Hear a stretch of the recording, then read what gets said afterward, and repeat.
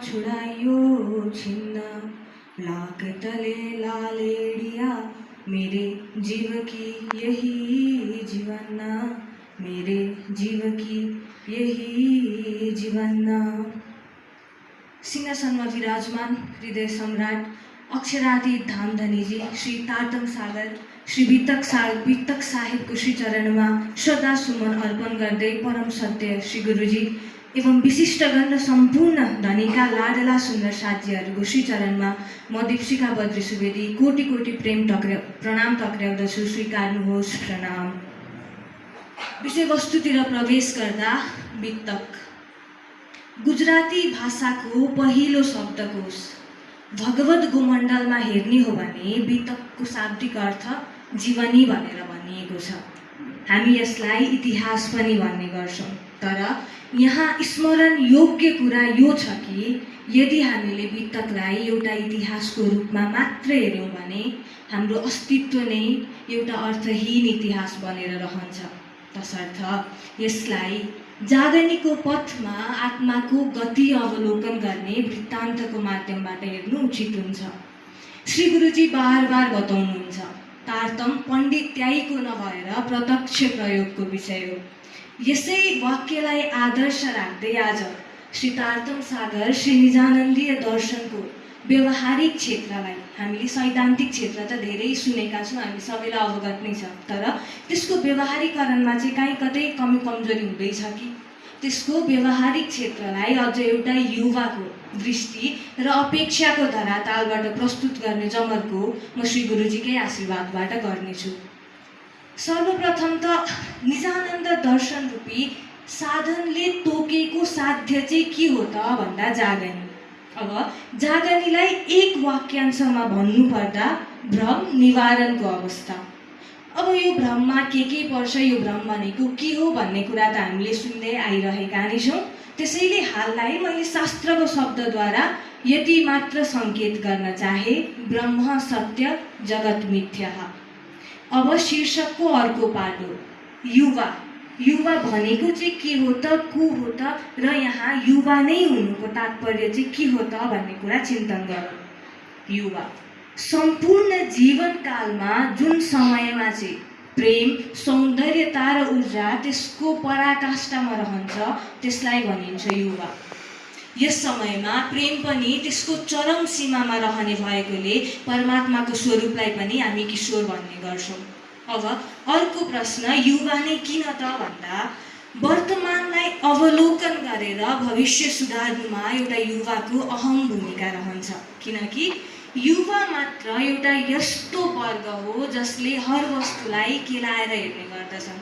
कुनै सिद्धान्त हो, सत्य तथ्यको कुरा होस्, त्यसको मूलसम्म पुगेर जाँचेर बुझेर अनि मात्र विश्वास गर्ने गर्दछन्। जसकारण आजको युवालाई स्वरूप साहेबलाई 108 वटा रुमालभित्र बाँधेर त्यसको प्रदक्षिणा गर्दै देव परिक्रमा कर्म सब छुटे भन्न लगाउनु हास्यास्पद मात्र ठहरुन्छ। अब निजानन्द दर्शन र युवालाई एउटै दृष्टिले हेर्ने हो भने निजानन्द दर्शन रूपी साधनले तोकेको साध्यको वास्तविक साधक चाहिँ एउटा युवा हुन गएको देखिन्छ। तर दुर्भाग्यको कुरा, हाम्रै कमी कमजोरीले गरेर ती सच्चा प्यासाहरूले पिउन योग्य एक मात्र तारतम रूपी जलको वास्तविक साँचो परिचयसम्म पाउन सकेका छैनन्। जनगणनामा प्रणामीको आँकडा बढाउने भवरोगको अधीनमा रहेर हर कोहीलाई बस मांस भक्षण नगर्नु भन्दै गलामा कण्ठी झुन्ड्याइदिएर कानमा धर्म माने पुण्य त्यागे पाप भनिरहँदा म मेरो हजुरबुबाको एउटा कथन सम्झन्छु। उहाँ भन्नुहुन्थ्यो, तेरी हजुरआमालाई ल्याउँदा मलाई छोरी पाले पुण्य मारे पाप भनेर दिएका थिए। तत्कालीन कन्यादानको अवस्था र वर्तमानको तथाकथित जागनीको प्रक्रियामा माफ गर्नुहोला केही अन्तर देख्दिनँ मैले। सानो सानो कुरामा प्रश्न गरेर त्यसको मूलसम्म पुगेर विज्ञानले गरेको प्रगति हामी सबैले देख्छौँ, तर भौतिक विज्ञान भन्दा कयौं गुणा बढी बुद्धि, विवेक र चेतना प्रयोग गर्ने जग्गा भएको तारतम सागरमा चेतना र विवेक त परको कुरा, सामान्य बुद्धि कमन सेन्स प्रयोग गर्ने ठाउँ पनि नराखिदिएर हर कोही स्वकथित तारतम्य वक्ताहरूले गर्नुभएको अर्थरहित व्याख्या र वचन मान्नको लागि हामी आजको युवालाई दबाब दिइरहेका हुन्छौँ, जसले गर्दा उनीहरूको तारतम्य बुझ्ने इच्छाको श्री गणेशाय नमो नमः त्यही बेला हुन्छ। यहाँ गुरु परम्पराले नै सत्यबाट वञ्चित गराउन थाल्दैछ। खासमा भन्नुपर्दा आजको समयमा त निजानन्दको खोजमा सबैभन्दा बढी युवाहरू नै छन् जस्तो मलाई व्यक्तिगत रूपमा लाग्छ, जो आनन्दको निम्ति मात्रै निकृष्ट मदिरा खानादेखि लिएर उत्कृष्ट देवालय, शिविर र ध्यान केन्द्रसम्म पुग्छन्। खोजकै क्रममा कथम कदाचित उनीहरू तारतम्यको पासमा आइपुगे भने पनि हामीले जागृतको शब्दहरू भट्याउँदै तर चरम बेहोसीको व्याख्या र व्यवहार गरेको देखेर यो बेहद पारीको अक्षरातीतलाई समाएर तर बेहद भन्दा मुनिको क्षरको कामना गरेको र गर्न सिकाएको देखेर परमात्माको ब्रजरास धाम र जागनिका ती दिव्य लीलाहरूलाई अर्थहीन ढङ्गले परमात्माको लीलाको नाम दिँदै अज्ञानता फैलाएको देखेर मोमिनको रहनीको पाठ पढाउँदै तर मुनाफकको व्यवहारलाई व्यवहारीकरण गर्ने शिक्षा दिएको देखेर आनन्द त परको कुरा, हामीसँग भएको विज्ञानको पनि ज्ञान र ध्यानको पनि महाध्यान निजानन्दले ओतप्रोत त्यो तारतम सागर र त्यो तारतमका सिद्धान्तलाई उसले अर्थहीन ढोङ दन्ते कथा र कविताको संज्ञा दिएर जान्छ। त्यस्तै पुस्तौँ पुस्तादेखि हर बिहानी घरमा कोही दे त कसाला तुमको तुम भला चाहियो तिन्न भनेर भट्याइने घरमा नै एउटा व्यक्तिले निजानन्दको सुरुवाती अंश आनन्द मात्रको सम्म अनुभूति गर्न सक्दैन भने उसले के आधारमा विश्वास राखोस्? त्यो हर बिहानी आरती उतारिने सिंहासनमा भएको त्यो पुस्तकमा के आधारमा मर्यादा पालन गरोस् उसले गलाको त्यो कण्ठीको, अनि के आधारमा दावी गरोस् उसले परमानन्दको साधन भनी निजानन्दीय दर्शनमा हरेक बालकको युवा अवस्थाको विचार, आस्था, रहनी आदि निर्धारण गर्नुमा उसको समाज र परिवारको मुख्य भूमिका रहन्छ। त्यसमा पनि निजानन्द दर्शनसँग आबद्ध बालकलाई सही ढङ्गले तन मन वचन र कर्मले निजानन्दसँग जोड्नु उसको परिवारको मुख्य कर्तव्य रहन्छ। तर भौतिक प्रगतिलाई नै सर्वे सर्वा मान्दै हामी हाम्रो सन्तानलाई जबरजस्ती भए पनि सन्दीप महेश्वरी र सौनक भट्ट जस्ता व्यक्तित्व विकासका प्रखर वक्ताहरूको पासमा पठाउँछौँ, जहाँको प्रेरणा बस उनीहरू बोलुन्जेल मात्रै रहन्छ। तर त्यस बेला व्यक्तित्व र विकास दुवैको उत्पत्ति हुने त्यस वाणीको ज्ञान, शिक्षा र प्रेरणालाई हामी भुल्न पुग्दछौँ। अन्धो रूपले भौतिक प्रगतिको पछि कुद्दा कुद्दै एक दिन हाम्रो जीवन यति निस्सहाय र अर्थहीन हुनेछ कि हामीसँग भौतिक प्रगति र व्यक्तित्व बाहेक केही शेष रहने छैन।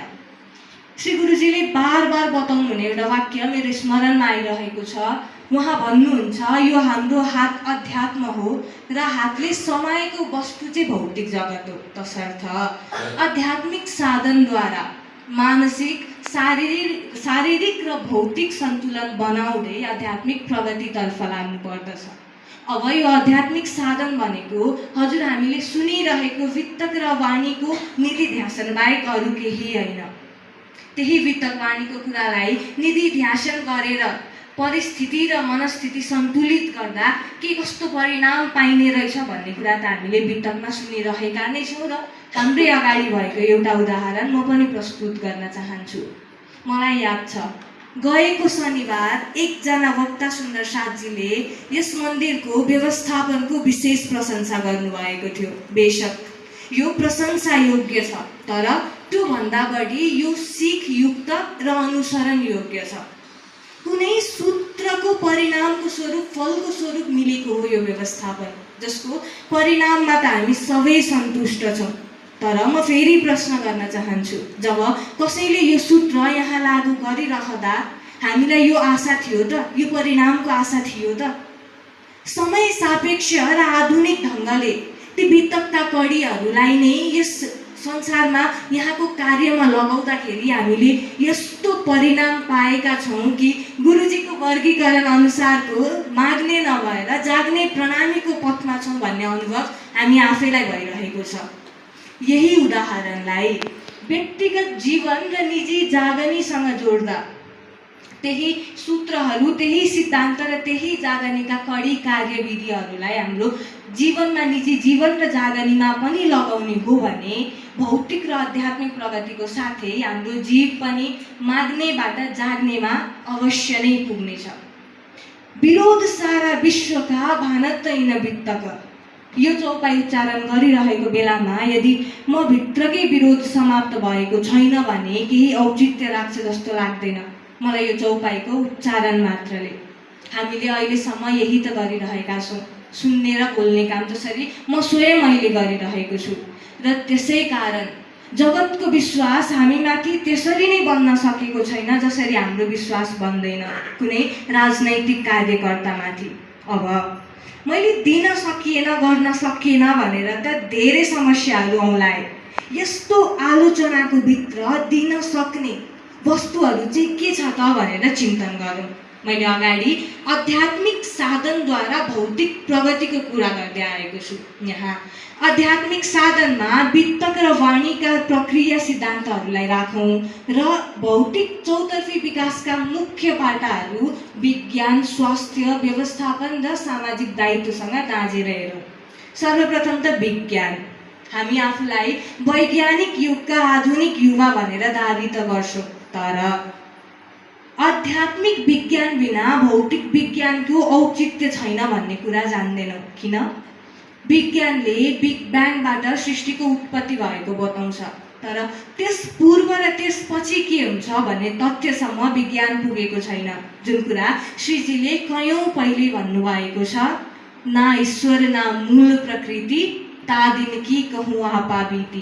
त्यस्तै कयौँ जग प्रसिद्ध वैज्ञानिक खोजहरूलाई तुलनात्मक अध्ययन गर्ने हो भने हामीले त्यसको आदि र अन्त्य श्रितार्थमा भेट्न सक्छौँ। जस्तै इलन मस्कको टेस्लाको कन्सेप्ट अनि वाणीमा वर्णित इच्छाचारी र मनोवेगी साधनहरू, रङ्गमहल र अहिले बन्दै गएका विशाल इमारतहरू, चाइनामा बनेको आर्टिफिसियल चन्द्र सूर्य अनि धामका, चाँद सूरज धनी के हजुर सोमे क्या कहूँ ताकिनु र। अब मानवको मुख्य द्रव्य मानिएको स्वास्थ्यतर्फ तारतम्य दृष्टिले हेर्ने हो भने महाराज पछिको भोजन, देवचन्द्रजीले बारातीको सङ्घमा रहँदा गर्नुभएको भोजन र विभिन्न परमहंस गुरुजनहरूको भोजनमा हामीले प्रिभेन्सन इज बेटर देन क्योरको सिद्धान्त भेट्न सक्छौँ, जसले हामीलाई प्रशोधित भोजन, मसालेदार भोजन साथै स्वास्थ्य सङ्कटबाट पनि बचाउन मद्दत गर्दछ। अब व्यवस्थापनको पाटोतिर हेरौँ। रासको भोजन प्रक्रिया, त्यस्तै मुख्यतः जागनीको खेलमा प्राणनाथजी पन्नामा 5000 मुमिनको साथमा रहनुहुँदा ती सबै सुन्नर साज्यहरूको तत्कालीन आय आर्जनले वस्त्र, भोजन, शयन र अन्य व्यवस्थाहरू जसरी लालदासजीको नेतृत्वमा भएको थियो हामीले त्यो उदाहरणमा भेट्न सक्छौँ। र संसारमा अझ प्रणामी मन्दिरहरूमा नै तारतम्य प्रक्रियाको बेवास्ता गर्दै गरिएका व्यवस्थाहरू लथालिङ्ग भएको पनि हामीले देखेकै छौँ।